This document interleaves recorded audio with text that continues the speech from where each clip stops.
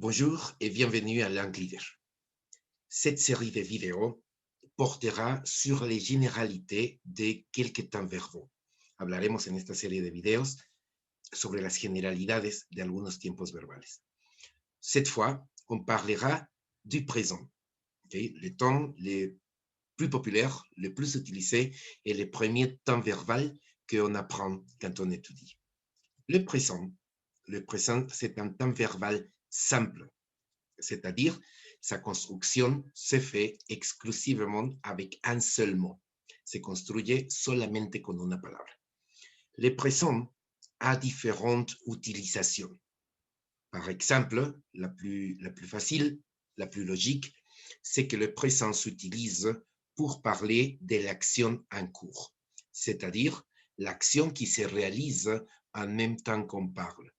Par exemple, en ce moment, j'explique. En ce moment, je parle.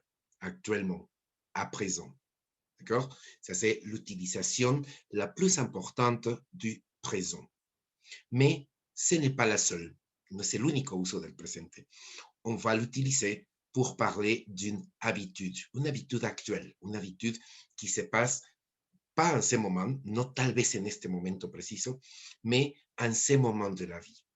Par exemple, je pourrais dire, le dimanche, je joue au football. Le dimanche, je joue au football. ¿D'accord? En este preciso momento, no estoy jugando fútbol, mais c'est une habitude. ¿D'accord? C'est une habitude qui se passe en ce moment de ma vie. ¿D'accord? En esta época de mi vida, en este momento de mi vida, los domingos juego fútbol. Le dimanche, je joue au football. Le matin, je prends le petit déjeuner. En las mañanas, tomo mi desayuno. Et finalement, la troisième utilisation du présent, un poco sorpresiva, c'est le futur.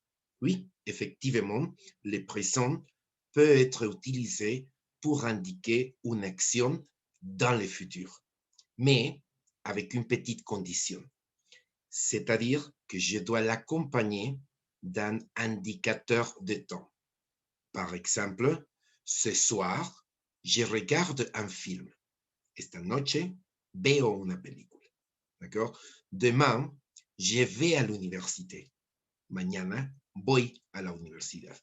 Si j'utilise un indicateur de temps au futur, ce soir, demain, la semaine prochaine, etc., le présent peut être bien utilisé pour parler du futur. Donc, voilà cette petite vidéo pour vous expliquer les différentes utilisations du présent. Maintenant, à vous d'étudier et de réviser les conjugaisons. Au revoir et à la prochaine.